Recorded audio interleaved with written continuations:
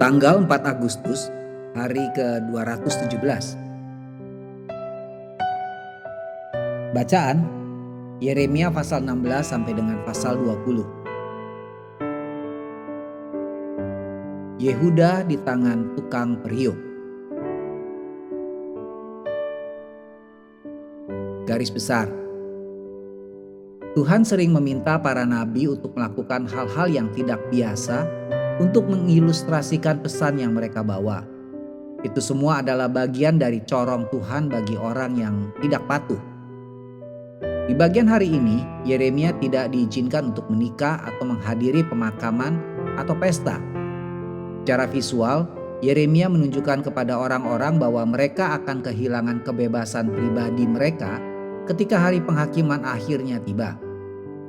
Dalam usaha untuk menekankan musibah yang akan datang, sang nabi menghancurkan periuk tanah liat di kaki para pemimpin. Tetapi tanggapan yang diterima Yeremia tidak seperti yang diharapkannya. Di tempat pertobatan yang dia cari, hanya ada penolakan di pihak orang-orang. Suatu tanda pasti bahwa penghakiman sudah dekat. Renungan harian. Meskipun beberapa ibu rumah tangga akan menikmati lantai tanah di dapur mereka, satu hal yang dapat dikatakan, Anda tidak perlu khawatir lantai akan menjadi kotor. Itulah faktanya bahwa tidak peduli seberapa sering Anda membersihkannya, lantai Anda akan selalu kotor. Itulah sifat lantai tanah. Apa yang benar tentang lantai tanah juga sama dengan hati manusia. Karena kejatuhan, hati manusia pada dasarnya kotor. Betapa liciknya hati, lebih licik daripada segala sesuatu, hatinya sudah membatu. Siapakah yang dapat mengetahuinya? Yeremia pasal 17 ayat 9. Tetapi ada kabar baik juga. Tuhan adalah seorang spesialis hati. Demikian Yeremia pasal 17 ayat 10. Dia ada dalam karyanya, bukan hanya memperbaiki hati, tetapi menggantikannya dengan hati baru bagi yang ingin mengenalnya, mencintainya, dan melayani dia. Pernahkah Anda mengalami transplantasi hati spiritual? Jika tidak, sang ahli bedah akan menunggu untuk memberi Anda kehidupan, harapan, dan tujuan nyata yang baru untuk hidup.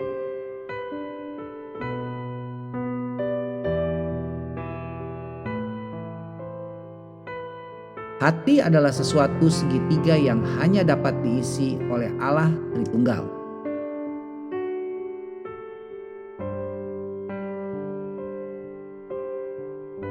Pendalaman. Menyelidiki hati, Yeremia pasal 17 ayat 10. Kata Ibrani yang diterjemahkan sebagai motif rahasia, Yeremia pasal 17 ayat 10, secara harafiah adalah hati, yaitu sebuah kiasan untuk jiwa atau pikiran seseorang.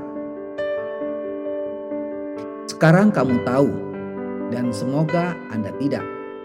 Yeremia pasal 20 ayat 4-5. Yeremia pasal 20 ayat 4-5 adalah penyebutan pertama di mana Yehuda akan menghabiskan tahun-tahun penghasingannya dan siapa yang akan memimpin bangsa itu di sana.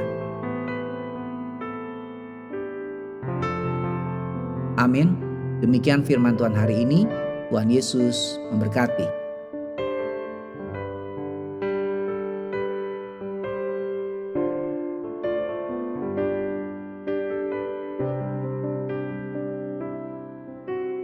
Yeremia pasal 16. Hukuman Allah atas bangsa itu. Firman Tuhan datang kepadaku, bunyinya, janganlah mengambil istri, dan janganlah mempunyai anak-anak lelaki dan anak-anak perempuan di tempat ini.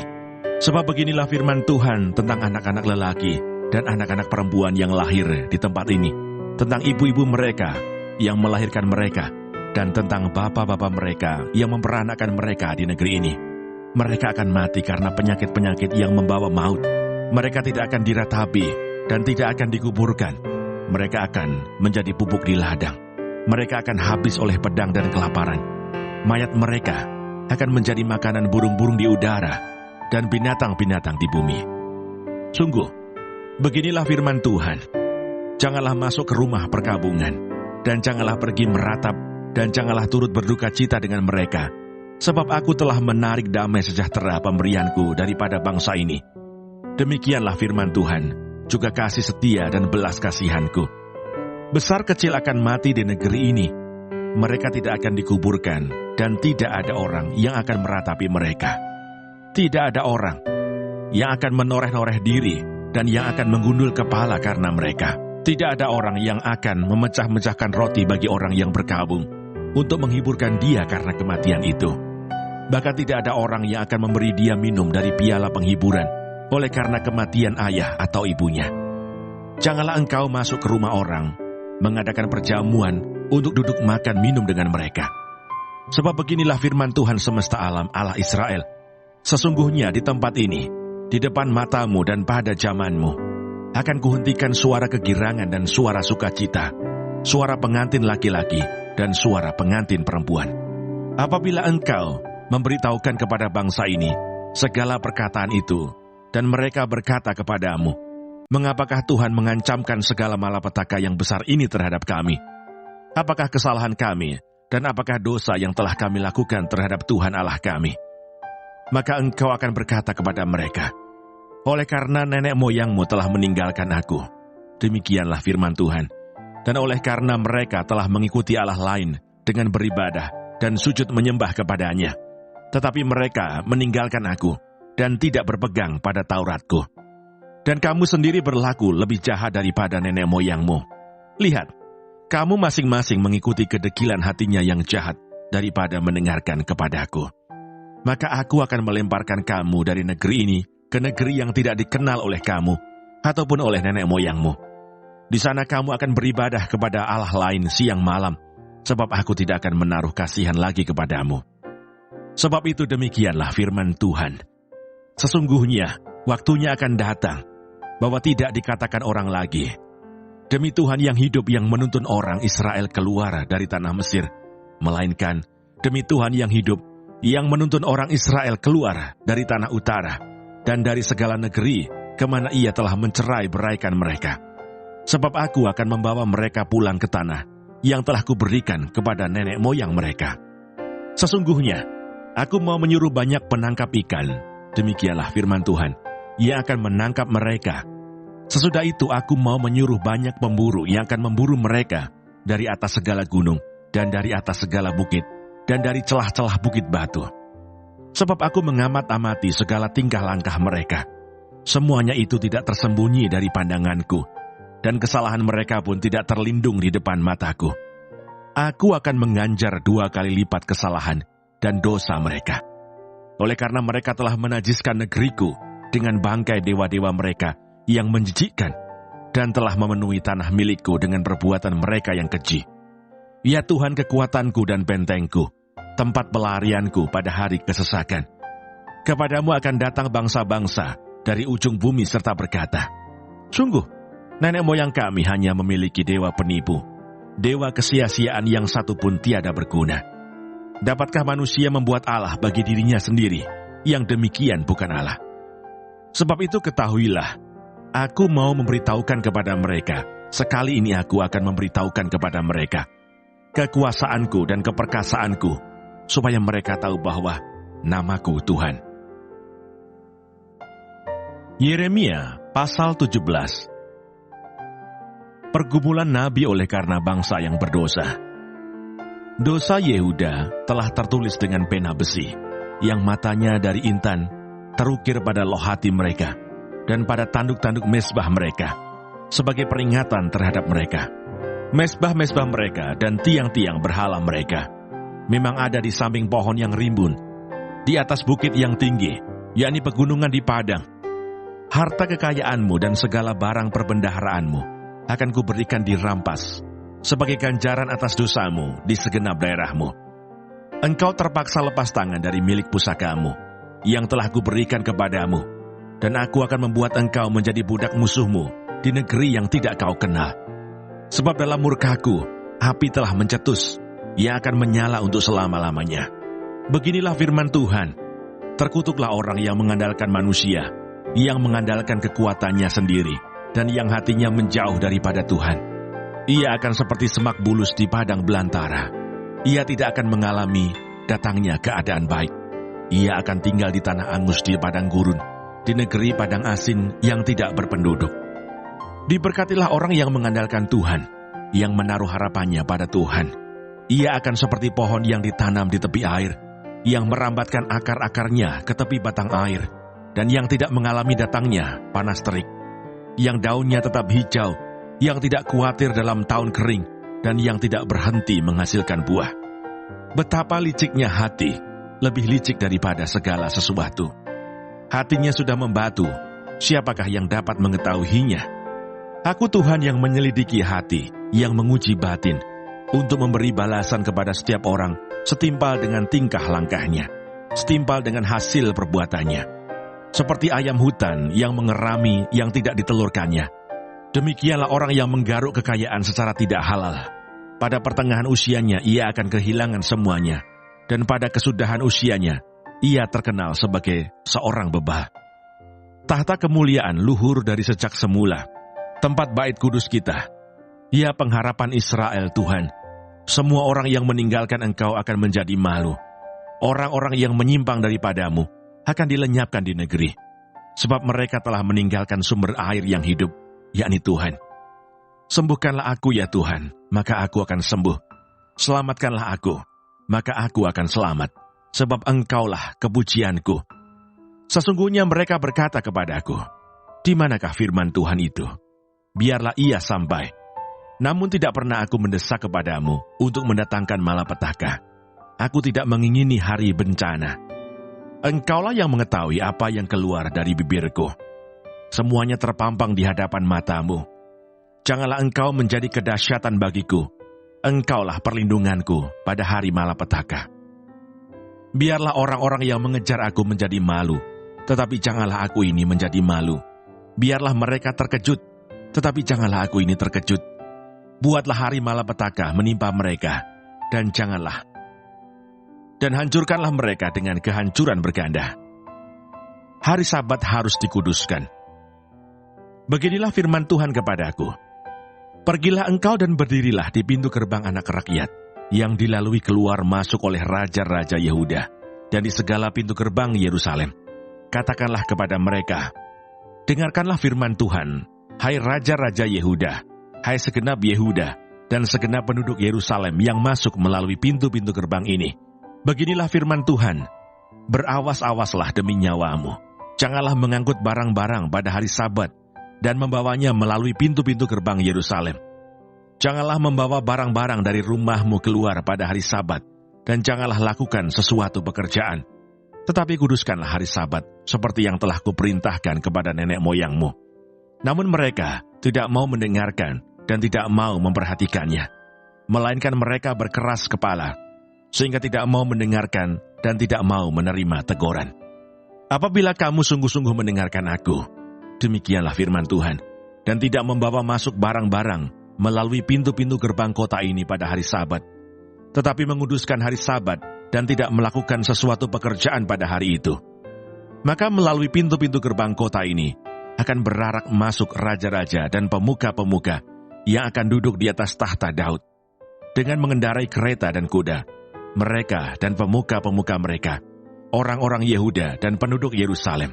Dan kota ini akan didiami orang untuk selama-lamanya. Orang akan datang dari kota-kota Yehuda dan dari tempat-tempat sekitar Yerusalem, dari tanah Benyamin dan dari daerah bukit, dari pegunungan dan dari tanah Negeb, dengan membawa korban bakaran, korban sembelihan, korban sajian dan kemenyan, membawa korban syukur ke dalam rumah Tuhan. Tetapi apabila kamu tidak mendengarkan perintahku untuk menguduskan hari Sabat, dan untuk tidak masuk mengangkut barang-barang melalui pintu-pintu gerbang Yerusalem pada hari Sabat, maka di pintu-pintu gerbangnya aku akan menyalakan api yang akan memakan habis puri-puri Yerusalem dan yang tidak akan terpadamkan. Yeremia pasal 18. Pelajaran dari pekerjaan tukang periuk. Firman Tuhan yang datang dari Tuhan kepada Yeremia bunyinya, pergilah dengan segera ke rumah tukang periuk.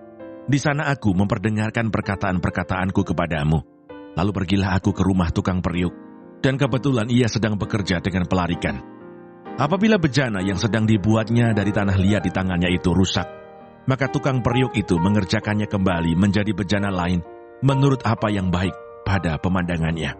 Kemudian datanglah firman Tuhan kepadaku, bunyinya, masakan aku tidak dapat bertindak kepada kamu seperti tukang periuk ini, hai kaum Israel? Demikianlah firman Tuhan. Sungguh, seperti tanah liat di tanah tukang periuk, demikianlah kamu di tanganku, hai kaum Israel. Ada kalanya aku berkata tentang suatu bangsa dan tentang suatu kerajaan, bahwa aku akan mencabut, merobohkan, dan membinasakannya. Tetapi apabila bangsa yang terhadap siapa, aku berkata demikian telah bertobat dari kejahatannya, maka menyesallah aku, bahwa aku hendak menjatuhkan malapetaka yang kurancangkan itu terhadap mereka. Ada kalanya aku berkata tentang suatu bangsa dan tentang suatu kerajaan, bahwa aku akan membangun dan menanam mereka. Tetapi apabila mereka melakukan apa yang jahat di depan mataku, dan tidak mendengarkan suaraku, maka menyesallah aku, bahwa aku hendak mendatangkan keberuntungan yang kujanjikan itu kepada mereka. Sebab itu, katakanlah kepada orang Yehuda dan kepada penduduk Yerusalem, beginilah firman Tuhan, sesungguhnya aku ini sedang menyiapkan malapetaka terhadap kamu, dan merancangkan rencana terhadap kamu. Baiklah kamu masing-masing bertobat dari tingkah langkahmu yang jahat, dan perbaikilah tingkah langkahmu dan perbuatanmu. Tetapi mereka berkata, tidak ada gunanya, sebab kami hendak berkelakuan mengikuti rencana kami sendiri, dan masing-masing hendak bertindak mengikuti kedekilan hatinya yang jahat. Sebab itu beginilah firman Tuhan. Cobalah tanyakan di kalangan bangsa-bangsa, siapakah yang telah mendengar hal seperti ini?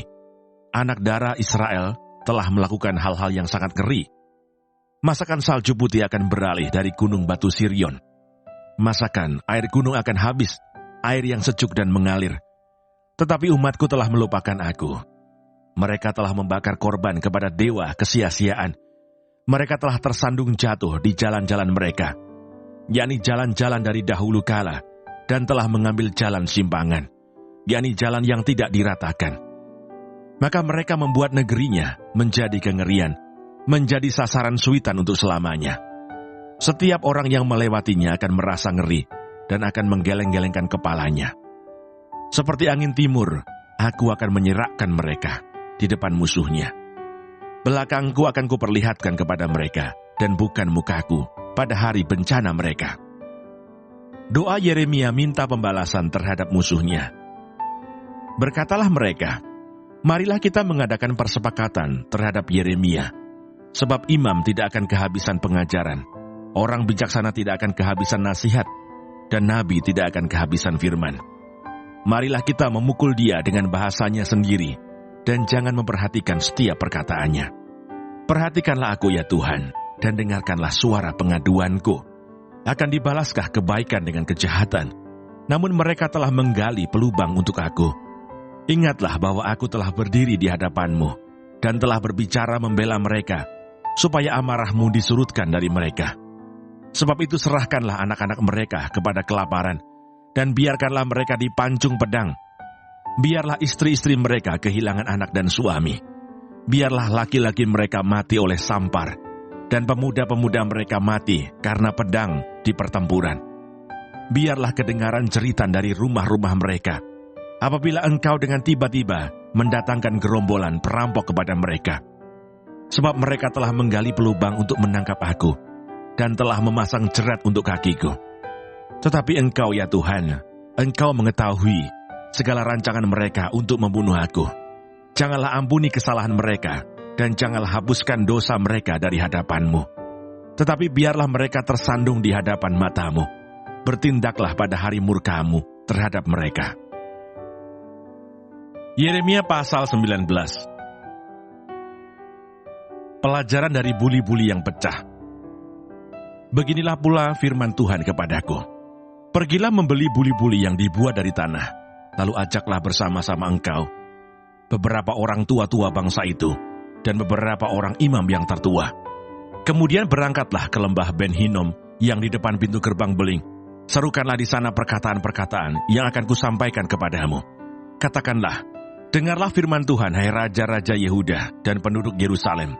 Beginilah firman Tuhan, semesta alam Allah Israel.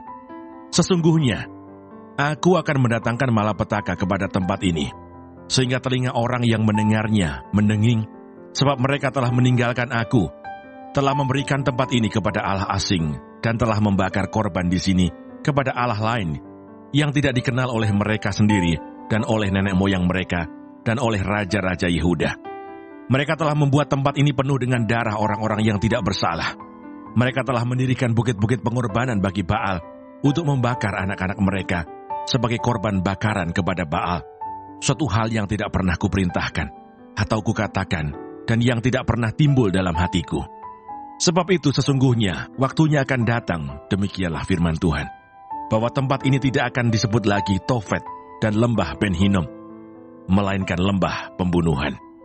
Aku akan menggagalkan rancangan Yehuda dan Yerusalem di tempat ini, dan aku akan membuat mereka rebah oleh pedang di depan musuh mereka, dan oleh tangan orang-orang yang ingin mencabut nyawa mereka. Aku akan membiarkan mayat-mayat mereka dimakan oleh burung-burung di udara, dan oleh binatang-binatang di bumi. Aku akan membuat kota ini menjadi kengerian dan menjadi sasaran suitan. Setiap orang yang melewatinya akan merasa ngeri dan bersuit karena segala pukulan yang dideritanya. Aku akan membuat mereka memakan daging anak-anaknya laki-laki dan daging anak-anaknya perempuan, dan setiap orang memakan daging temannya dalam keadaan susah dan sulit yang ditimbulkan musuhnya kepada mereka, dan oleh orang-orang yang ingin mencabut nyawa mereka. Selanjutnya, pecahkanlah buli-buli itu di depan mata orang-orang yang turut bersama-sama engkau. Katakanlah kepada mereka, beginilah firman Tuhan semesta alam. Demikianlah akan kupecahkan bangsa ini dan kota ini, seperti orang memecahkan tembikar tukang periuk, sehingga tidak dapat diperbaiki lagi. Dan Tofet akan menjadi tempat penguburan, karena tidak ada tempat lain untuk menguburkan. Begitulah akan kulakukan kepada tempat ini, demikianlah firman Tuhan. Dan kepada penduduknya, aku akan membuat kota ini seperti Tofet. Rumah-rumah Yerusalem dan rumah-rumah para raja Yehuda akan menjadi najis seperti tempat Tofet, yakni segala rumah yang di atas sotohnya orang membakar korban kepada segala tentara langit dan mempersembahkan korban curahan kepada Allah lain.